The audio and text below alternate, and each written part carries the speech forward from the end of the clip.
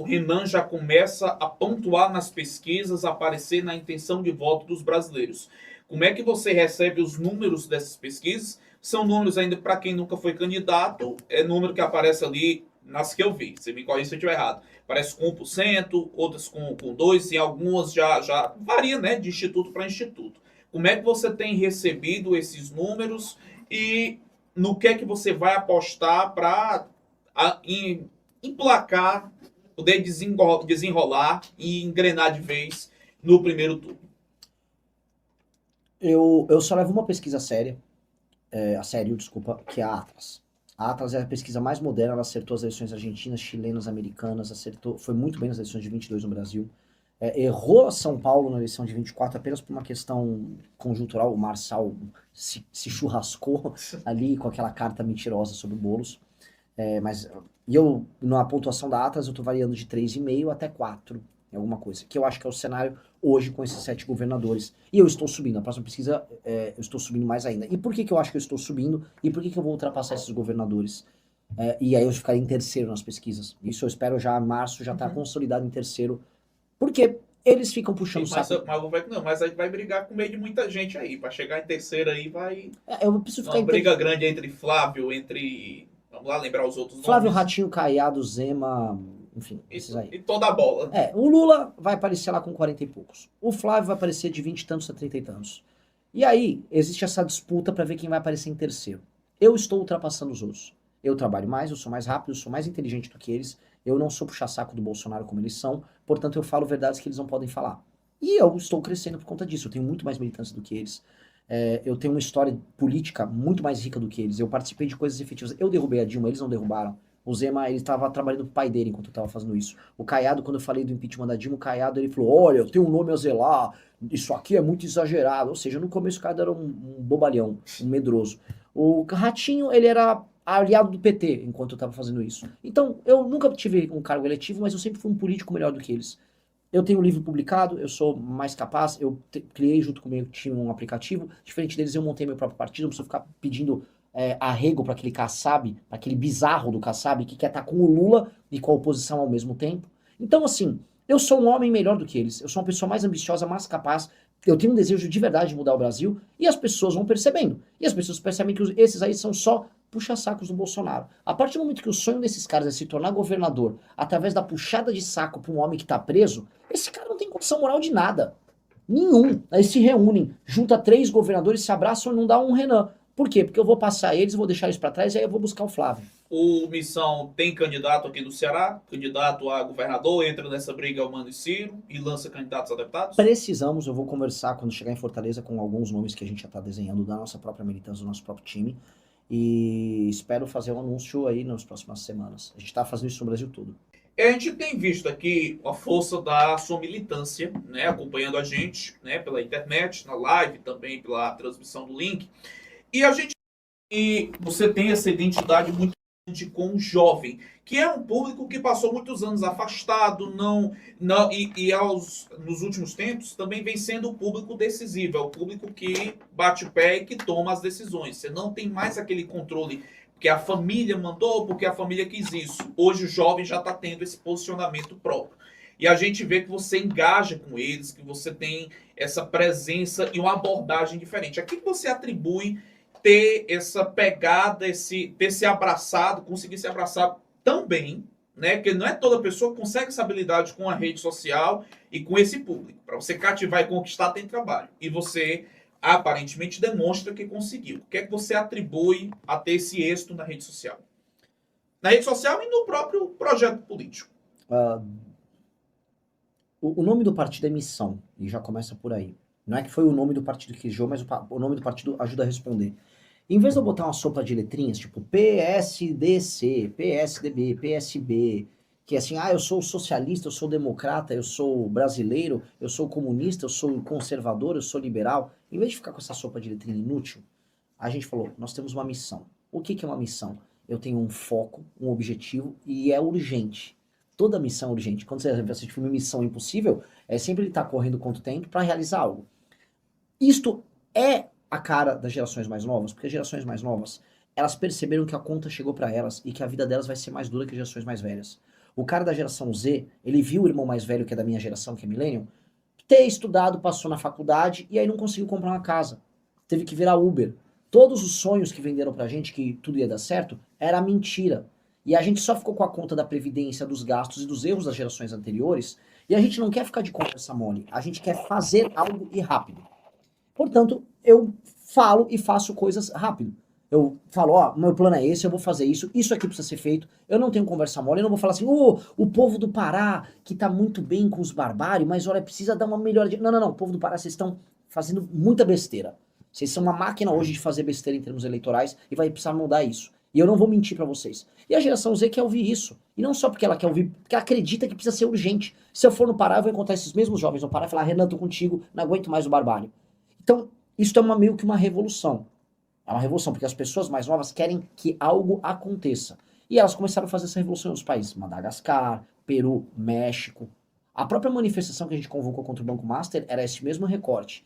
E isto pode ser uma revolução. Aí vai depender muito desses jovens se organizarem, porque já vi uma propaganda da Pirelli nos anos 90. Potência não é nada sem controle. Uma propaganda de pneu. Ou seja, não adianta você ter energia se você não tiver controle. Ou seja, força política, ou melhor, popularidade não é nada sem organização. Não adianta eu ter toda essa militância se a gente não se organizar e vencer. Por isso a gente montou um partido e por isso a gente está organizando o partido ao redor do Brasil.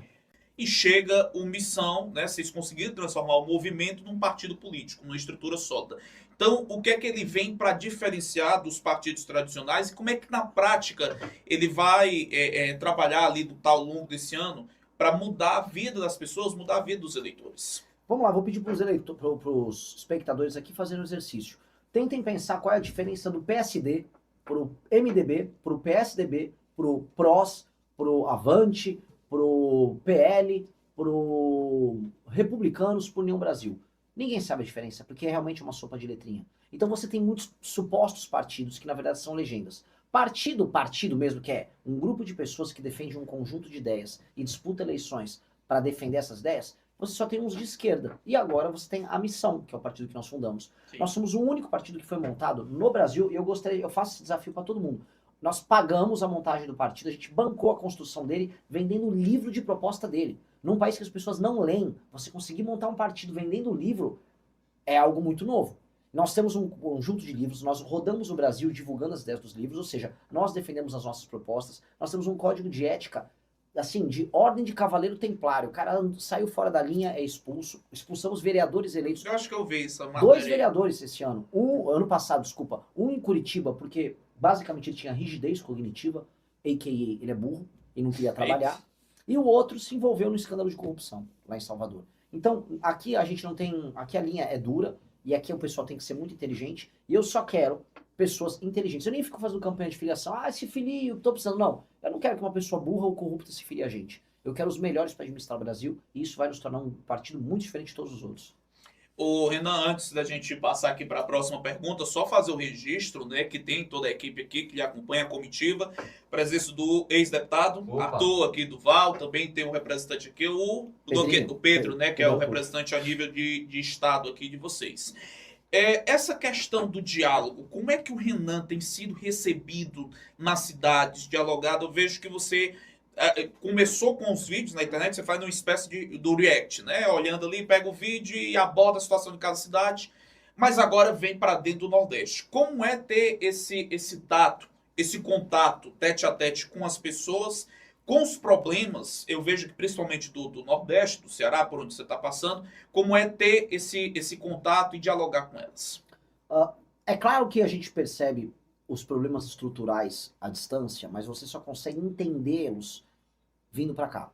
A gente consegue entender assim, por que uma família é dona de uma cidade?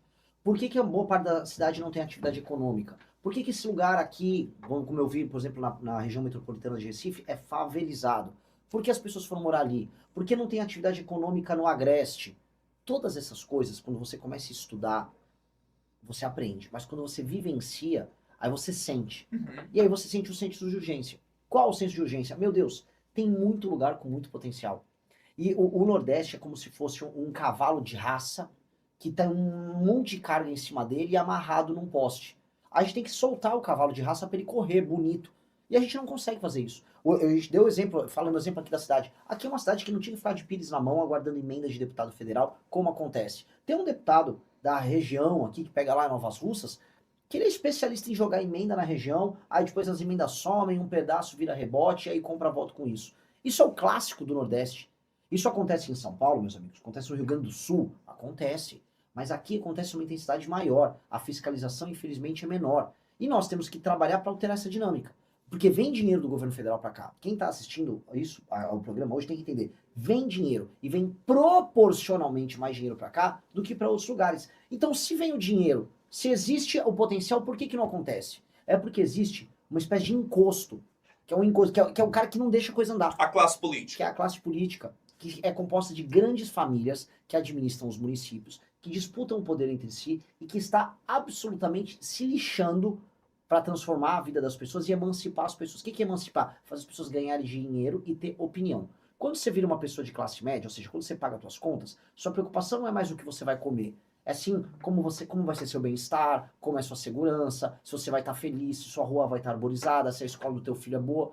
Nesse sentido, se as pessoas estão mantidas na pobreza, elas só se preocupam em comer, em resistir pro próximo dia. E se a preocupação delas é sobreviver, o primeiro político que aparece dando qualquer merreca na mão deles, vira um herói. E é isso que essas famílias fazem. E essas famílias precisam ser destruídas. Elas estão deixando a vida das pessoas muito ruim e o potencial não se realizar. E o potencial não se realiza, isso é desesperador, porque quando deixa o potencial se realizar, ele acontece. Em Recife, eu fui lá na frente do Porto Digital, que foi basicamente eles montaram lá no começo dos anos 2000 uma operação para juntar universidade, jovens empreendedores e o poder público. Juntou isso, pegou uma área degradada, fez um monte de startup, que são empresas de tecnologia. Cara, fatura bilhões com tecnologia, fora do eixo Rio-São Paulo. Então, deixou trabalhar, não encheu o saco, dá certo. Mesma coisa o agro em várias regiões do Nordeste. Por que a gente não deixa isso acontecer em todas as outras áreas? Por que Santa Quitéria não é São José dos Campos, em São Paulo? Por que Novas Russas não é Taubaté? Eu tenho que fazer assim, eu preciso entender por que certas regiões em São Paulo, no interior, estão dando certo e aqui não estão dando. E aí, como eu sou, minha família é do interior de São Paulo, eu vejo. Existe corrupção lá, existe problemas lá, mas as pessoas conseguem prosperar melhor lá. Então, como é que eu faço para isso acontecer aqui? Mesmo existindo essas dificuldades de região para região, é possível de aplicar, trazer essas práticas para cá, com uma mudança de modelo de gestão, de investimentos, revolucionar o Nordeste, na sua visão? É óbvio, é óbvio. Tem material humano, você tem recursos naturais, logisticamente falando, aqui é privilegiado quando comparado com o Sudeste. Imagina, como é que a gente exporta tanta coisa pelo Sul? Não tem sentido. Aqui está perto de mercado consumidor nos Estados Unidos e na Europa. Aqui está perto do canal do Panamá, se você for cruzar para ir para a China. Então, por que diabos a logística não puxou o desenvolvimento também? Porque, infelizmente, você não consegue construir desenvolvimento num modelo de sociedade, num modelo de cidades, em que uma parte muito grande das pessoas é apenas explorada e ela sobrevive. E aí dá um show, entrega uma merreca, aí surgiu o Bolsa Família, aí vai, não, tem um Bolsa Família, cuida de mim, não sei o quê, e a pessoa não sai do lugar. Renan, presidente, manteria Bolsa Família e programas sociais? Manteria programas sociais, eu manteria o Bolsa Família de maneira reformulada. Existem pessoas que estão numa condição de fome, e essas pessoas, elas não vão morrer de fome. A situação de miséria. A situação de miséria. Agora, homens e mulheres plenamente funcionais, e eu vejo vários deles gordos, muito bem alimentados, querendo viver de Bolsa Família e aqui e ali fazer um bico, isso não é correto. E sabe com quem não é correto? Não é correto com um motoboy da cidade delas, com um entregador de iFood que tem na cidade delas, com o cara que tá ralando, que não recebe Bolsa Família e que no fim do dia, via impostos, paga o Bolsa Família dessa outra pessoa. Eu tô do lado dele. Então, se você que tá me ouvindo é o cara que tá trampando e pagando o Bolsa Família de alguém, você é meu aliado. E não é que eu veja, eu sou inimigo da pessoa que tá recebendo o Bolsa Família, muito pelo contrário. Agora, eu vou criar regras para que esta pessoa possa sair do Bolsa Família, que eu não quero ninguém vivendo disso. Só quem precisa. Agora, não é correto com uma pessoa pobre tirar o dinheiro dela para bancar outra pessoa pobre. E hoje o pobre banca o pobre. E como? Porque o pobre é o que paga mais impostos no Brasil. Uma carga tributária. Né? Exato, ela incide nele. Então, se o pobre paga mais imposto, ele está pagando desde o super salário do juiz, que no Brasil tem super salário, Sim. até o outro cara do Bolsa Família. E sabe o que está acontecendo com esse cara? Ele não aguenta mais ser burro de carga. Eu tô vendo entregadores ao redor do Brasil querendo fazer greve, querendo parar. Esses caras estão carregando o Brasil nas costas. E esses caras não podem se largar da própria sorte. Renan, pode ser até uma pergunta que o pessoal que está em casa esteja nos ouvindo e esteja se fazendo. São meninos novos, cheios de garra, cheios de vontade, mas sem a experiência do mandato. Pode ser que tenham tido experiência na vida privada, eu realmente vou me furtar de ser leigo, que eu não sei.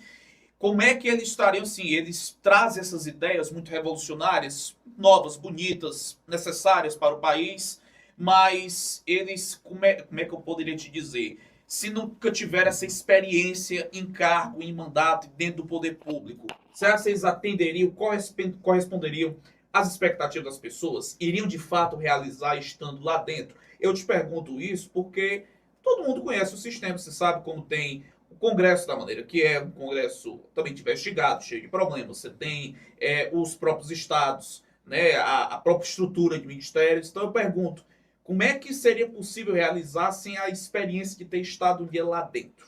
E talvez com experiência de iniciativa privada, de mudar o Brasil, de resetar um 2.0, que talvez seja o projeto do Missão. Talvez aí eu precise fazer, então, para todo mundo que está nos ouvindo, uma espécie de um meia-culpa.